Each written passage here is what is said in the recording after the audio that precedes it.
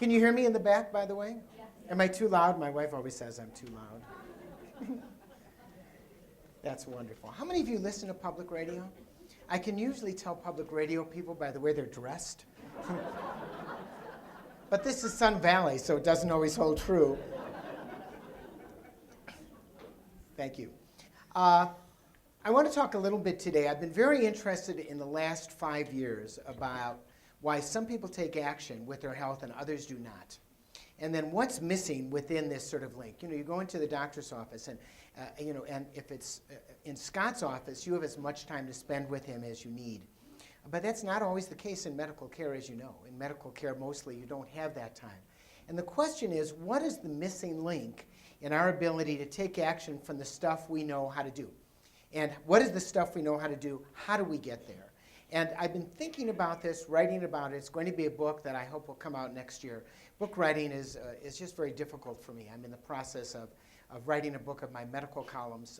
If you go to zorbapaster.org, you'll get our podcast, and you'll get the columns also. But anyway, so I've been very, very interested in what's the missing link and how you're basically able to do it.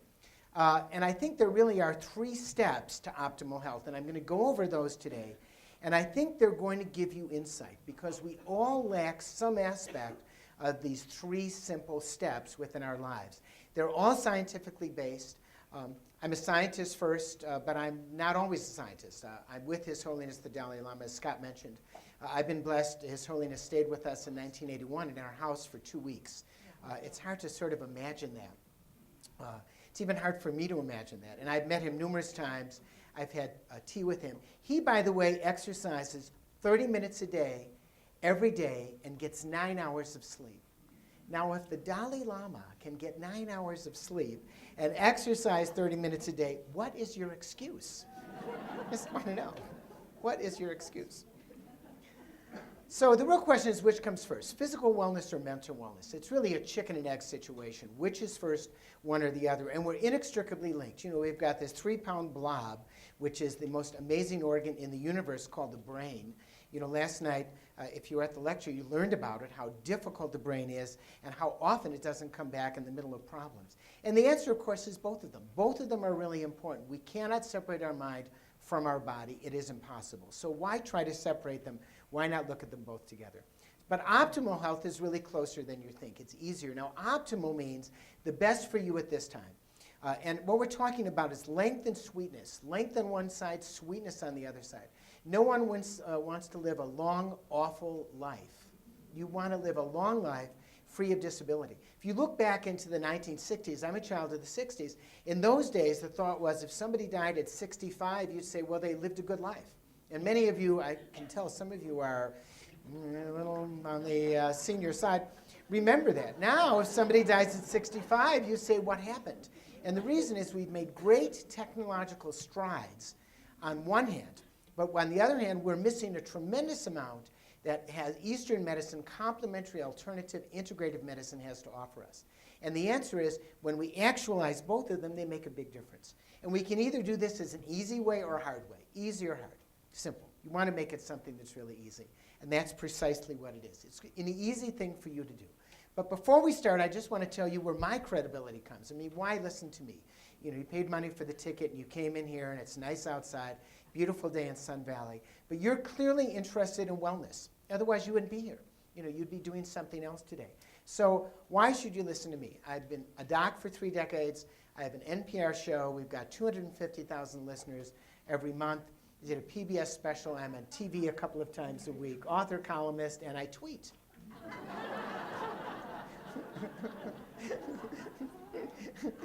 Therefore, it's true. If you tweet, it is true. That's right. If you tweet, it is true. That's it.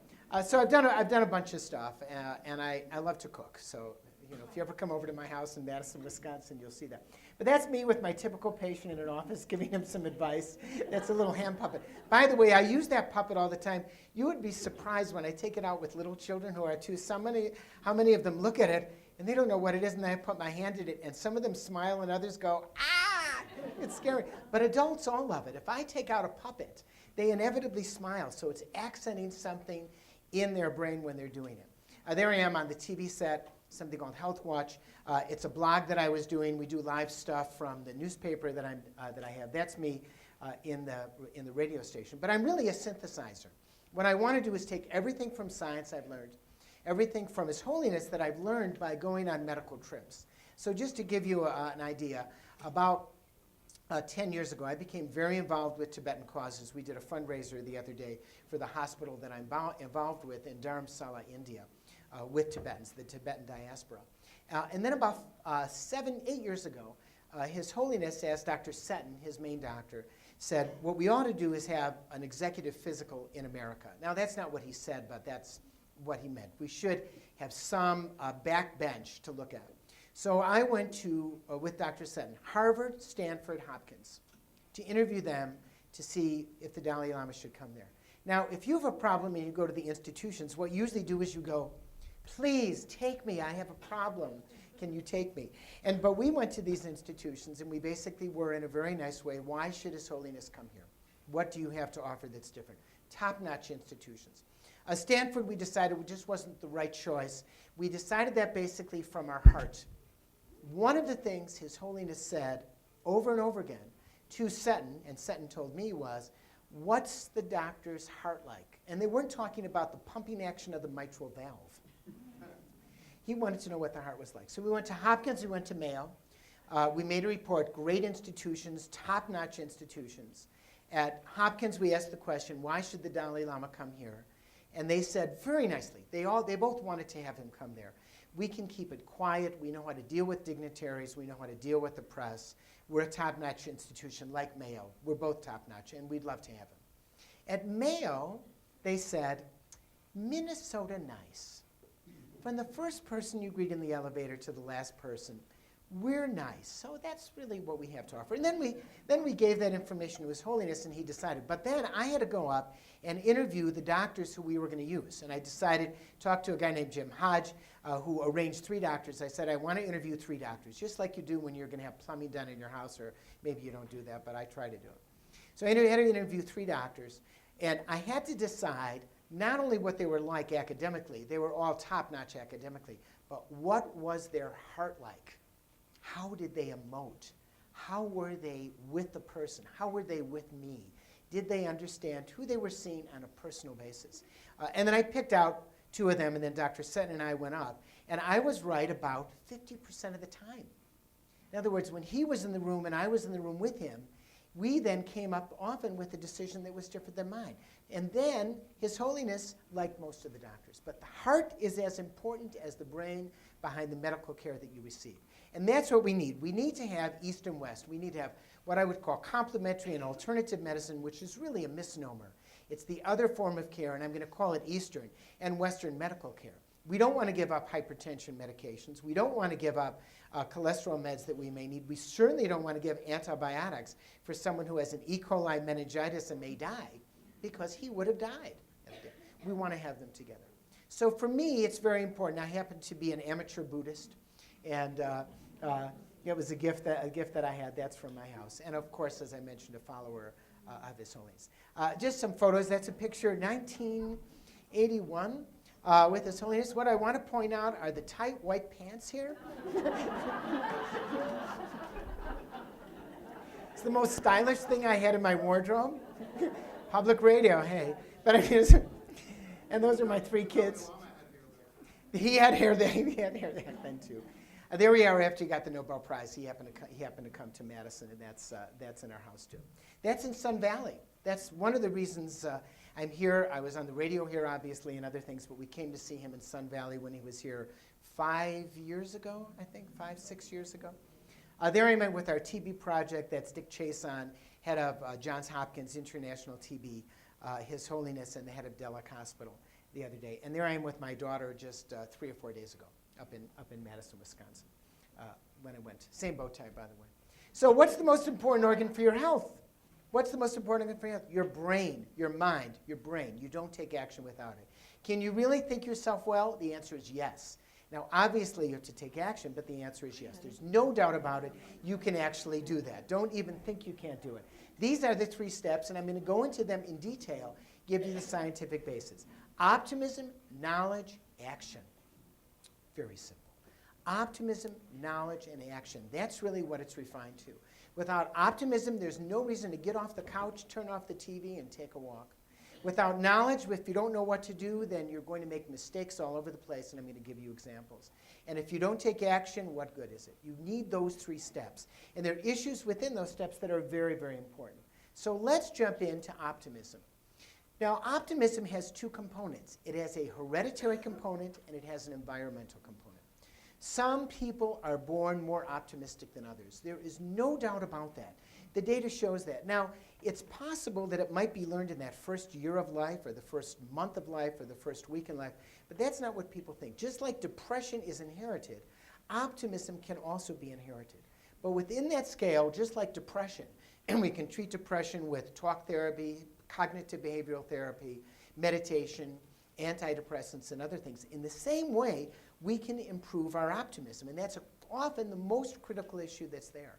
So on the happiness scale, you want to think of where you are. So I'd like you to stop. I'm going to give you 10 seconds. If you notice on the left it says ready to jump off the bridge, and on the right, really loving life. So I want you to close your eyes for 10 seconds. In your brain, you have a scale of 1 to 10, and I want you to think of, I'm only going to give you 10 seconds, where are you on the happiness optimism scale? Ready, set, go.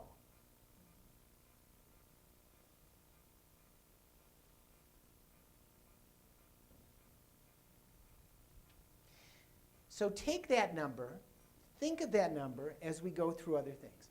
If we look at optimists, they tend to be high achievers, they have better overall health, they have a happier life, they work through their problems. If we look at pessimists, they're lower achievers, they have worse overall health, they often see the dark side. And this is a quote which you can't read. Between the optimist and the pessimist, the difference is droll. The optimist sees the donut, the pessimist sees the hole. It's true. So you're somewhere on this optimism-pessimism scale. And the real issue is that they take practice. Pessimism takes practice. You can practice pessimism. We all know people who practice pessimism every day. They're relatives. You call them on the phone. How are you doing? Oh, I've had a terrible day. It's cloudy outside, and you can't believe it. I dropped the glass in the sink, and it broke it. I don't know what the day's going to be like. So it turns out, when you look at it, it's a talent. It's just like the talent of learning the accordion, which I did as a child and gave up for optimism, because I never was able to play the accordion. Thank God I was never able to play the accordion. But it's a talent. So we have the ability within optimism to actually practice it as a talent. In other words, you can improve your optimism through a variety of different ways, and then you will have a happier life. So everyone can move up on this optimism scale, whatever your number 1. Often optimists see setbacks as temporary. They're resilient. They often think that good things happen for a reason. Maybe something happened, that they did it wrong. They compartmentalize the failure. It's been a problem here, but it's not a problem for my life. They internalize private events, but they don't take failure personally. They don't say I'm awful. Those are the qualities that optimism has. So this really sums it up. What happened to me, we had a bad situation, was an unlikely situation. I'm not going to take it personally. It's a setback in one of my life goals. I'll get through it. It's not my whole life. That's an optimist viewpoint. Once again, you can look at optimism and say, I want to get to that point. That's exactly what it is. So there's a guy named Marty Seligman, a number of years ago, who developed something called positive psychology. And it's a whole movement within psychology. It was about 20 years ago. And he said there's something called learned optimism, which is a talent for joy that we can cultivate. He wrote a number of books, very, very good books. There are a number of good books that are out there about optimism. But I want to look at it from 2 points, the Western side, the Eastern side. So we're going to look at the Western side from psychology. He talks about that. He says learned pessimism is a talent for excess. B negative blood type is pessimistic. What does it say? I wrote it down. B negative blood type of the pessimist. They're B negative. Got it? B negative. I'm sorry if I'm prejudiced against the B negatives in the audience, if you know your blood type. But pessimists fail to take a positive attitude after that. So Seligman says one of the ways you do this is simple. It's not necessarily simple to take action, but just thinking about it. It's remembering positive emotions.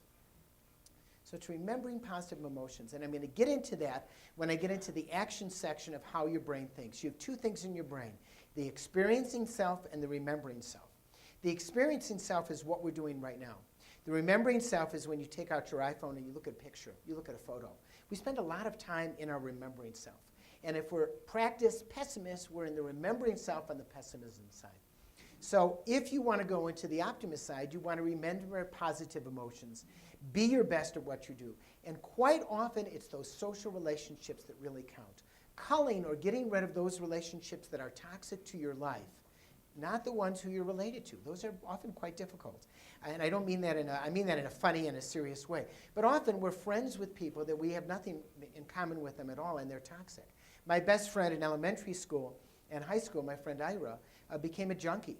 And it took me years, maybe 15 years, 20 years after college, to realize that I had nothing at all in common with him. And that's the time that I thought, I only have a limited amount of time.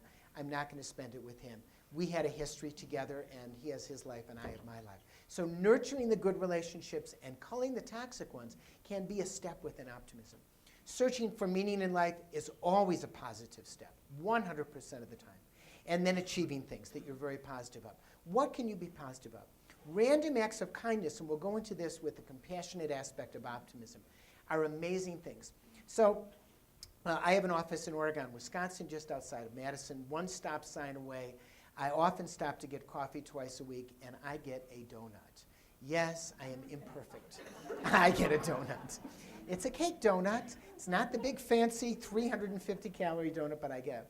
And about a couple of years ago, and I know the people that are working there because I'm in a small town, you know, I'd give them money, I'd say thank you, and they'd say thank you. And then what I started doing was saying, how's your day going? Looking at them. And sometimes they wouldn't respond right away, and I'd say it's a beautiful day, and I'd pull them out of their, whatever they were at the cash register.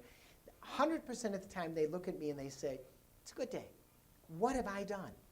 She gained, because or one of the guys there, or she gained, I gained something from it. It's short. It's 5 seconds. It's 10 seconds. These things that are random acts of kindness that also nourish ourselves don't have to be large. They can actually just be small things. So if we look at the Eastern point of view of His Holiness, he says happiness is not something that's ready-made. It comes from actions and activities. You may be born high on the optimism scale, but if you don't nourish it as a talent, you begin to lose it. We're on, in my office, I'm part of a large multi-specialty clinic, and we're on the electronic medical record. We're called Epic. We've been on it for 8 years now, and it's and it's quite good. It's a very good thing. But when I'm gone for a week, and I get on there, I'm a fast typist. I type 80 words a minute. I don't remember the keystrokes. I'm off it for 1 week, and all of a sudden I'll forget where the button is here, where the button is there, what are the keystrokes, because it's a talent. And if I don't practice it all the time, I begin to lose a simple talent on a computer program. The talent for optimism is more complex, but also more diverse. And so it's something that has to be done on a regular basis. And His Holiness talks about the fact that you have to practice compassion. When people ask him, you know, how do I reach enlightenment? And those are not usually the words that they use. He always says, practice compassion. How do I do this? Practice compassion. So that's the Eastern point of view. Do doctors say practice compassion? When was the last time you went to your doctor and they said practice compassion? Duh. They don't say that except for Scott. Scott says that. By the way, Scott is giving free rectal examinations at the end of this, if anyone wants that. And I'm helping him. Just thought I'd pass that out so you get a little extra value. Sun Valley, always a sense of humor. But getting back, so practicing compassion, just doing that, it then feeds your optimism. And it can continue, it happens throughout the day. So His Holiness says, if you want to be happy, you know, make others happy. That's basically what it is. So that's on the Eastern view for that. Once again, you've got a combination between Western and Eastern. And that's a photo I took in Madison, and he was just laughing. And we took this photo after the person asked him, what do you do when your mind wanders? And he didn't understand the question. He didn't. And then the person said it again, and then his translator said it to him. And then he started laughing, because he thought, he wasn't laughing at the person being so funny. He was laughing that he didn't understand what they were saying, because his mind, it's not like my mind. So the other issue that nourishes optimism, in my view, is contemplative practice. And that's meditation. Now, we recently, Andown was in Madison, Wisconsin, by the way, which is one of the ends of the universe. It's a vortex. Come and visit us. Everyone thinks it's cold in January, February, and March. It's not. It's 80 degrees. We just don't want you to visit because it's our time. But there was a guy there from Google. He's called the Jolly Good Fellow, and he teaches. He just came out with a book which I've ordered, but I haven't read it. And he talks about contemplative practice and meditation. Now, these can be, in Google, they can be short bursts. And in his teaching, he has said 2 minutes of contemplation can be very, very useful. And he gives a very, very good analogy to what it is. He says, and he has this accent, but he does it really, really well. He said, you have a snow globe. And you go like this, and there's always the snow in your globe. And what you do is you sit there for 2 minutes and just watch the snow on the snow globe go down. And then you have clarity. And just sit with that clarity. Just look at that snow globe for 2 minutes. I have found that particular activation of meditation extremely useful. So when I get to my office in the morning, I sit at my desk, shut the door, the phone doesn't ring, and I give myself 2 minutes at the beginning of the day. I give myself 2 minutes, since he did this, after lunch, and I give myself 2 minutes when I go home. That's not a lot, 2, 4, 6. If you don't have 6 minutes, you have a problem in your life. That in itself was useful. What happens at the end of that 2 minutes? I have more clarity. And that clarity means I'm more likely to make a positive decision because we naturally want to make positive decisions. That influences my wellness. How does it influence it? It cuts down on stress hormones. Adrenaline and cortisol, the main stress hormones that are flight or fright, that are under mental control, are activated intermittently throughout the day. And according to a number of scientists, including the head of Framingham Heart Study, believe that these stress hormones, when they're in our body because we're upset, we're angry, this and that they lead to premature death from heart attack and stroke. 1/3 of all heart attacks, the first symptom is death in this country. That is the first symptom, is death. And so activation and knowing how to reduce stress is extremely important on the optimism scale. And we have a variety of teachers there. By the way, I want to point out 3 of these teachers because it's very, very interesting because this has to do with medicine. Do you know who this person is? Swami Vivekananda, who introduced yoga into America in the early 1900s. He died at 32 of diabetes because there was no insulin. You know who this is, right? Suzuki Roshi. He died at 52 of colon cancer because we weren't doing colonoscopy. Do you know who this is? Alan Watts. Alan Watts died in his 60s because of a premature heart attack. I put those up because they happen to be great teachers. You know who the Maharishi, he died of old age. But he had good medical care. They did not have the medical care that we have. It's the balance, once again, I bring that up. It's not east, it's not west. The Dalai Lama goes to Mayo Clinic, but he doesn't make all his decisions that way. And I'll share with you one way he makes a decision. There was a question at one point, and he talked about this. At one point, he's had his gallbladder removed as to whether or not his gallbladder should be removed prior to, as I said, it was removed. And where is he going to have it done? He was in India. Was he going to have it done in Bombay, or was he going to have it in Delhi? Now, we, in our Greek way of thinking of things logically, would put down the pros and the cons, make a decision. That's not the way he makes a decision. He does something called a mo. He throws a mo. A mo is where he goes into a trance, and he does a divination. And in the divination, he said this just a week ago when I was with him and with others. In the divination, he comes up with the answer, and then he goes with that answer. And he said he's been doing this since he was in many, many years ago, in his 20s, and it has never been wrong in the long run.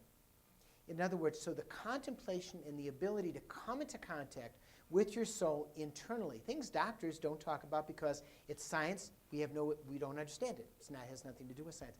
Allows you then to make decisions that influence your optimism. So the second thing is knowledge. Knowledge obviously is power. We have optimism.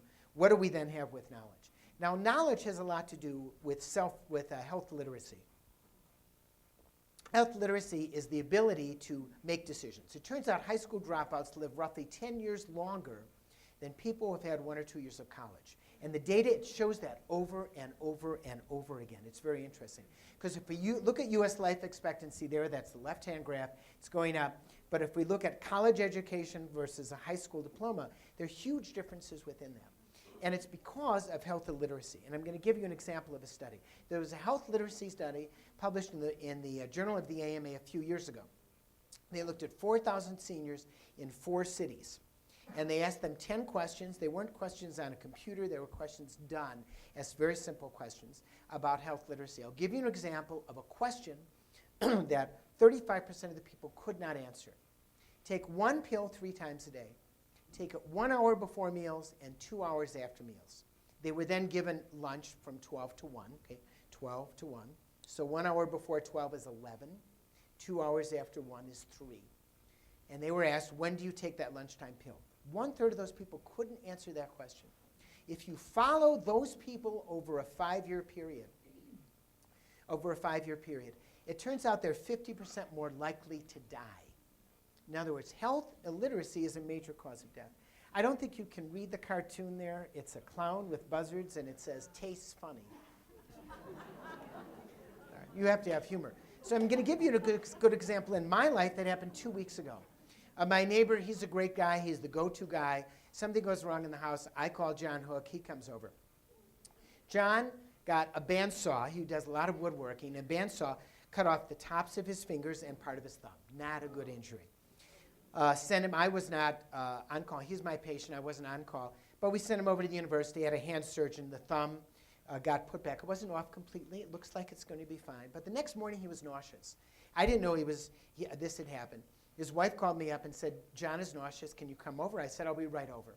And he was taking some Percocet, and the Percocet was probably making him nauseous. But he had what we call a dirty wound. And I said, what antibiotic did you get? And so she brought out the antibiotic. And I said, are you taking it, like it says? And she said, yes. I said, when did he have his last pill? She said, oh, I haven't given it to him. I said, why? It says, well, take with food, and he's nauseous. So she hadn't given him his pill, and he had not been on an antibiotic now for 18 hours post-injury. That's the example of health illiteracy. Perfect example. And we'll talk about why she never called up. Something called self-efficacy, which I'm going to talk about, which is the missing link. So health literacy is extremely important. And the way we end up getting to health literacy is, where do you find it? So I'm going to give you a few tips of what to look at in the web. Because health is number 2 on the web. Number 2, more people, it's the second most important thing on the web. What's number 1? Come on, porn. Porn is number 1. I'm sorry, this is Sun Valley, it's not Las Vegas.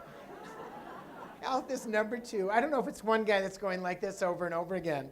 I don't think so, but it's number 2.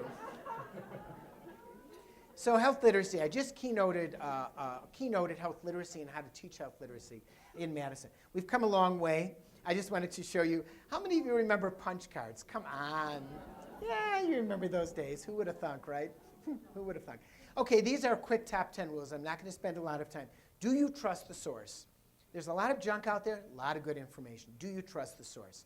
Very important when it comes to health. Can you call them or email them? If not, I think it's just a point against it. Are they selling you something? If they're selling you something, well, a little less likely to be good. It might be okay.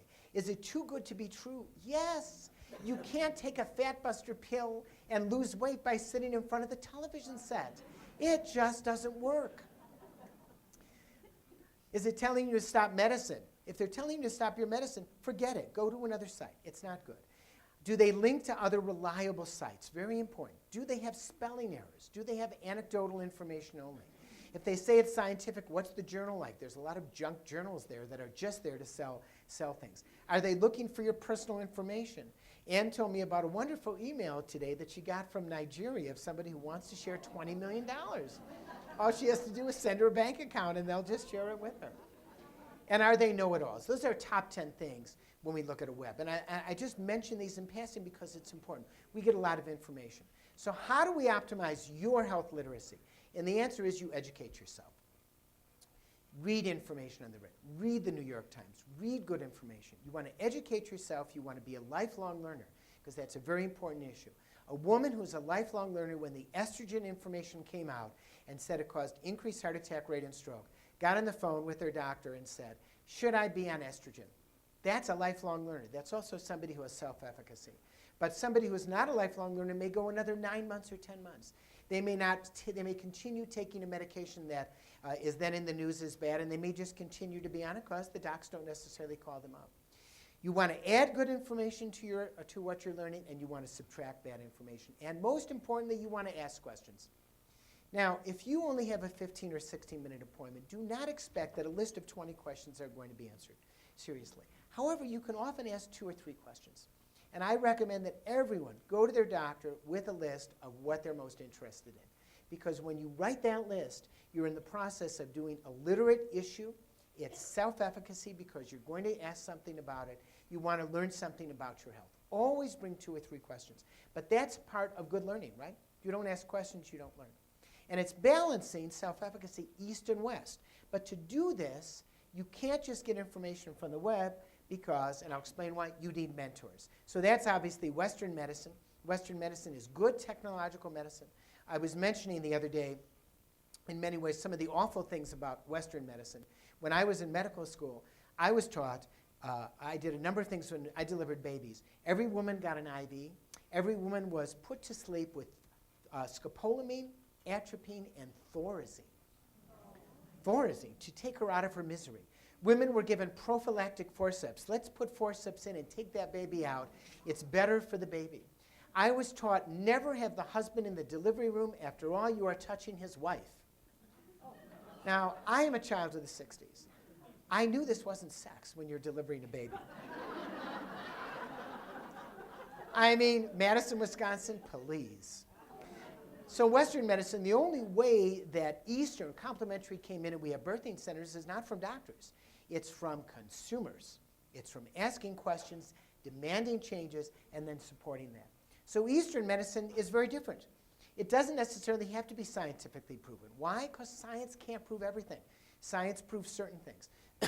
So we look at herbs to take, when we look at acupuncture, I go to a massage therapist. I've tried 10 massage therapists. The guy I go to makes me float. Why? I have no idea at all. All I know is that my back pain and my neck pain goes away when I go to him, and that's really all that counts. And that's where Eastern medicine really fits a role. So you want to find a balance between Western and Eastern medicine. Western is a scientific model. Eastern is an anecdotal model. Western is pharmaceutical-based. Eastern is naturally based. Western is focused on disease. Eastern is focused on innate healing within the body. And Western is technologically oriented, and Eastern is traditionally oriented. And those are the differences. Once again, it's a balance between East and West in your literacy. So when you're looking at literacy, you want to get them both one because neither one has all of the answers. So to do this, you also need mentors. So you need the information in your literacy. You need it from East and West, but you can't do it by yourself. You can't do it by yourself. So you need mentors. It's my belief that everyone needs mentors on the Eastern side and on the Western side. These are people you respect. It may be your doctor. It may be a friend. It may be a neighbor. It may even be from a book, no one who you know personally. It's somebody who has experience, and if it's somebody you know, which is much better, they're open to discussion. Because mentors are often more educated than you are in some way or fashion. You can bounce all the ideas out of them. Should I do this or should I do that? I have a problem with this. I have a problem with that. Do I need that surgery or do I not need that surgery? What do you think about that? Because you have doctors on the west side and you have healers on the east side. Very different things. So to get the approach, you need mentors on both sides because they're clearly critical to help you reach what you're actually looking for. And that's why the best health care, from a literacy point of view, the second step within optimal health, allows that. The third step is the action step. So you have optimism, you have health literacy, and you have action. Okay, so now you want to do something to improve your life. You're literate and you've learned something about it. I want to do this or I want to do that. How do you take action? This is often a step that people often fall. How do you take action? There's several things. My recommendation is you start with visualizations. They're very simple. Now, we think of visualizations as an Eastern tool, but they're not. They're a Western tool. What do you think Vogue magazine is? It's filled with visualizations. Outdoor magazine, I want to be like that guy in Outdoor climbing the cliff. We use visualizations in the West all the time. It's called advertising. And you do it all of the time. And visualizations are an internal way that you can actually see where you want to go. So a Western visualization would be a good example from a health point of view of these. Looking at pictures, looking at people, thinking of yourself to be like them. That visualization can once again lead you toward action. And an Eastern visualization may be someone who then calms the mind and calms the soul, or someone who uses Eastern medicine in another way. But use visualizations in the action part of your plan. Western visualizations, again, that we have, these are things we see all the time, took off the web. They're things that make us want to be like that person. Once again, we do that all the time. That's how we improve ourselves. We get up in the morning. Style started the first time a cave woman looked in the water and saw herself and then fixed her hair, which was more than my hair. And so visualizations are a very innate part of what we have and what we do. So Western and Eastern are both very, very important. And I go through my mentors, Suzuki Roshi, Joan Halifax, His Holiness, for my Eastern visualizations. And for my Western visualizations, I do that differently. But these visualizations will lead you towards your goal. Diet and exercise and health, using the right medications in a smart way, getting rid of the medications that you don't need. Once you get over 6 pills, you have a problem. Doesn't mean you need more than 6 pills. It means you have to look at them and look at the drug interactions. And it doesn't mean that you should stop any of the medicines, but it means that is a problem that you have to look at, like any other health problem, and you have to solve to minimize the interactions for both of them. Here's my favorite Eastern visualization. That's my favorite Western, skiing down the hill, running and jogging, and in front of fruits and vegetables. These are the visualizations that I use. So the second part of action is thinking. How do you think? How do you think? And for that, I want to go to Daniel Kananen's book, which I think is a marvelous book. I have read the book twice, something I haven't done in 25 years, other than a meditation book. If you understand fast and slow thinking, you can begin to understand how you have to understand that to take action. And I'm going to go into that in a bit. Daniel Kananen won the Nobel Prize in economics, but he is a psychologist.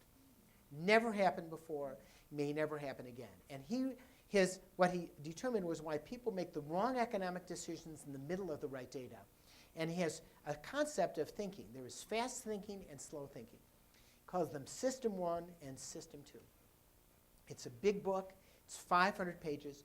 I took about 3 months to read it while I was reading other things. And I'm going to go through a couple of little things in there that I think may be useful. System 1 is where we spend most of our life. That's on the left. It is fast. It is automatic. It is effortless. It is subconscious. It is emotive. And that's where we spend most of our life right now. System 2 is slow. It takes conscious action. It takes energy. It's rational. It's objective. And we think we're System 2. We think it's the way we think in a rational way, but we're not. System 1 is at the wheel most of the time, and System 2 is supposed to be telling System 1 if it's right and wrong, but System 2 is lazy. It's asleep at the wheel a lot of the time. Why? Because System 1, which uses something called rule of thumb, is right 98% of the time, but it's not right most of the time. And if you read this book and look at it, and I'm going to go through a few things about it, you'll find that many of the mistakes you make in healthcare have to do with the fact that you're stuck in a System 1 system. So these are highlighting the differences. System 1 says, look out. System 2 says a 1,500 kilogram weight is about to approach you at 453 cycles per second. You can't live in that System 2 all the time, but System 2 is very important. So when we look at fast and slow thinking, it turns out a number of things happen. One of the reasons that System 1 or fast thinking is important is we want to avoid destruction. It's an evolutionarily important thing. The avoidance of destruction is twice as important as the embracing of opportunity. And you can tell this through psychological studies looking at a pupillary response and active response. So your ability to run away from something that's going to bother you is much more important than the embracing of opportunity. So quite often when you don't take action in your health, it's because you're afraid of destruction.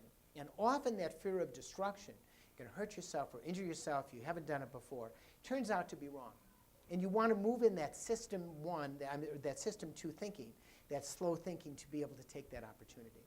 The other thing he talks about, I mentioned for a bit, is the experiencing self and the remembering self. So the experiencing self, again, is what you're doing now. The remembering self are your photos. So it's using your remembering self in terms of action to remember good things that you've done and using that to be able to then move towards thinking that'll be useful.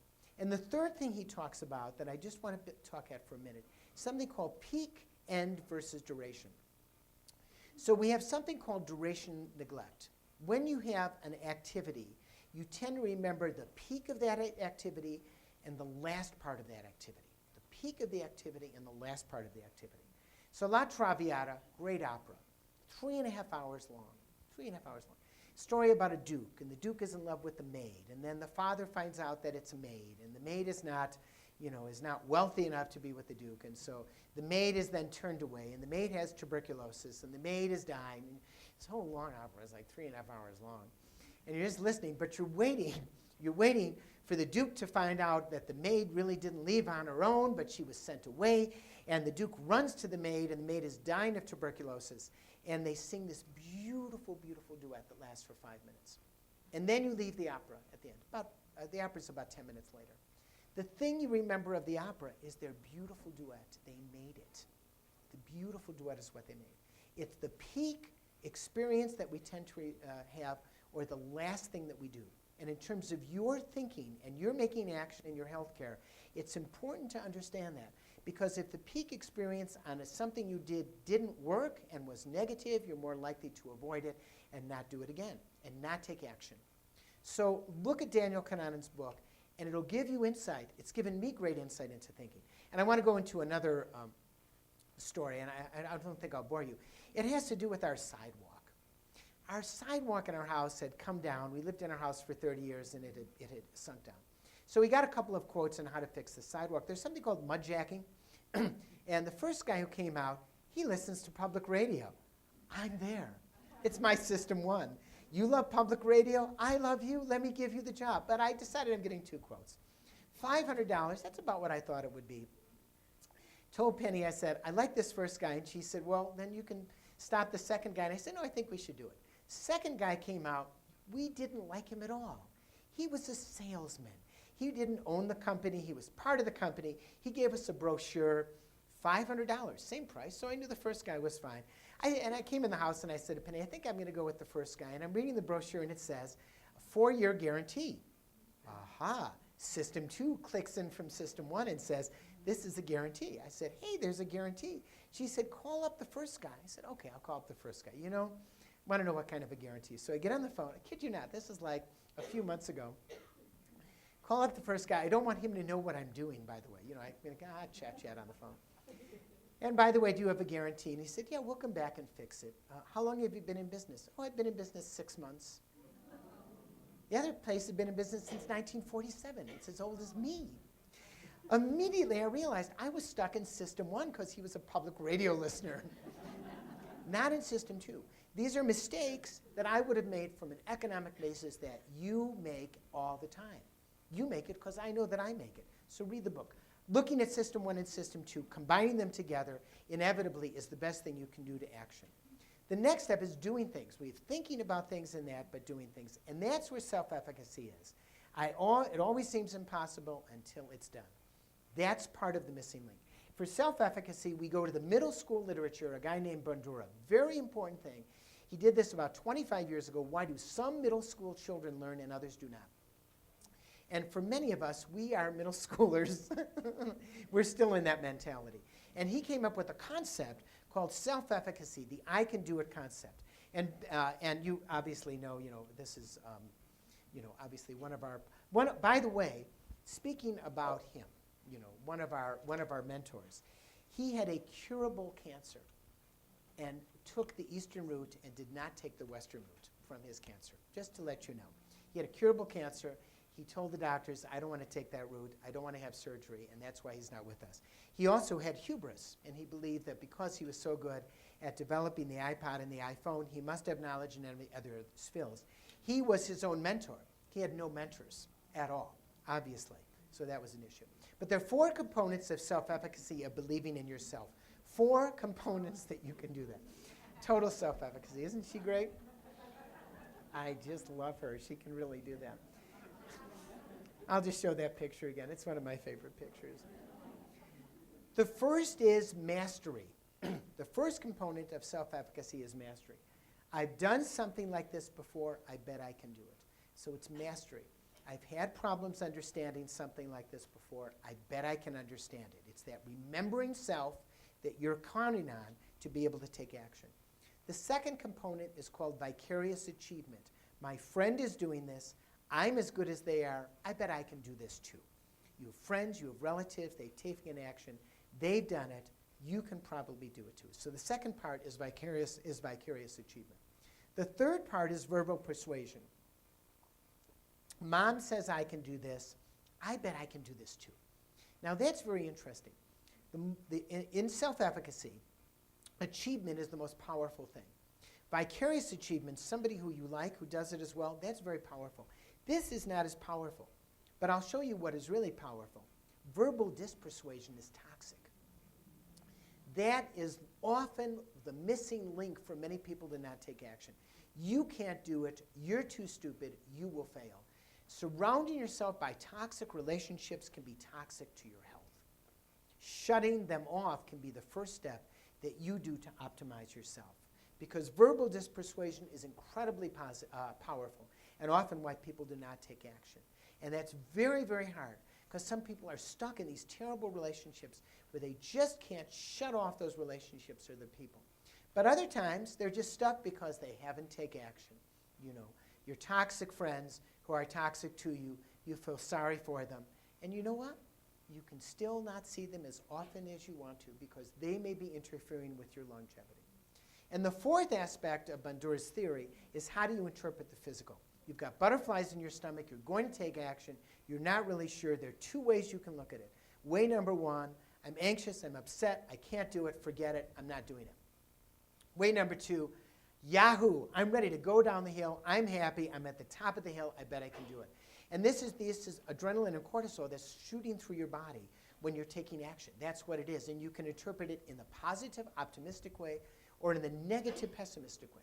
And that's why optimism and pessimism are so important. So self-efficacy comes from adversity. Adversity is the world's greatest teacher, and she is a bitch. My wife says I shouldn't say that, but we have a female dog in the house. We don't have a female dog, but you can say it. Anyway, very, very difficult. Risk-taking, successes and failures, and believing you can. You can't really learn to do it without that sort of situation. And I just want to give you two little things here before we go on. Self-efficacy questionnaire. Somebody who has self-efficacy says, I am confident I can have a positive effect on my health. I have a set of definite goals that will improve my health. I've been able to meet and set my goals for myself. I'm actually working to improve my health. I feel that I'm in control of how I learn about my health. That's self-efficacy when it involves health. Here's self-efficacy on the eastern side, yoga. I'm confident in my ability to spend 20 minutes a day practicing yoga. That's self-efficacy. I'm confident in my ability to set aside a time every day to practice yoga. I do not believe that practicing yoga on a daily basis will be difficult. Just examples of two types of self-efficacy, east and west. And that's what I think is the missing link to optimal health. So let's put this all together. We have optimism, we have knowledge, and we have action. Optimism we've talked about, nourishing that with acts of kindness. What did you do today? What did you do today? What are you going to do later? What are you going to do tomorrow? You can take action. You can think about that right now. You can spend 10 seconds and write down what you're going to do today. It can be a simple thing like talking to your neighbor or smiling. Something to nourish your optimism today. Talent, keep it up. Do it on a daily basis. Acts of kindness. I'm with His Holiness when He walks around. I still remember we were at Mayo last time, and he's holding my hand, and we're leaving the clinic. Let me tell you, there's nothing like walking with the Dalai Lama. I have to tell you. Talk about floating. That is floating. And we're going down the hall like this, and we're passed by a woman who's about 12 months pregnant. You know, huge. She's got an elephant in her stomach. There's no doubt about it. And he stops and looks at her, and the woman smiles. She's with her mother and a couple of other women, maybe sisters or something. And he goes, bing, touches her tummy, and then she smiles. He goes into a meditative trance and goes like that 3 times over there. I'm watching the woman, and I'm watching him. And then he goes, ping, and he smiles, and he goes on. Meanwhile, when he's walking, I'm looking back at her, and she is just smiling. And you know the story in the family. When you were in the womb, the Dalai Lama blessed you, and that's why you have been successful your entire life. But that's an act of kindness. And contemplative practice, of course, as I mentioned that within optimism. The second is knowledge, as I talked about. Health literacy, what do you need to know? Ask questions, ask questions, ask questions, get answers, get answers, get answers, and identify your mentors on the eastern side and on the western side. Critically important, because balancing east and west obviously gives you optimal health. A great doctor on one side, great healers on the other side. And the third is action, as I mentioned before. And action means daily, in my mind, daily visualizations. Where do you want to go tomorrow? I mean, we spend more time often thinking about what we're going to have for dinner, what we're going to go on our next trip, how we're going to keep our bathroom clean, what are we going to do when our company calls, than we do thinking about where we want to go. We don't even spend often 2 minutes of our lives doing it because we're stuck in system 1 of automatic. We don't have our system 2 come in and say, wait a minute, let's put the brakes on. Let's do that. Visualizations will help that. You've got to know where you want to go in both an Eastern and a Western way. And you've got to understand fast and slow thinking, in my mind, to be able to get there. And then finally, practice self-efficacy. Do things that you know you can do because that you can succeed. Because if you do that, like that little kid, I can do it. You know little kids like that have self-efficacy, right? I can do it. Whatever he's going to do, I have no idea what he's going to do, but he can do it. Because children have that. We lose that as we get older and older. Because with that, you'll have what I call the long, sweet life. And I leave you with His Holiness the Dalai Lama, who says, it is very important to generate a good attitude and a good heart. From this, happiness for both you and others will come. Thank you very much.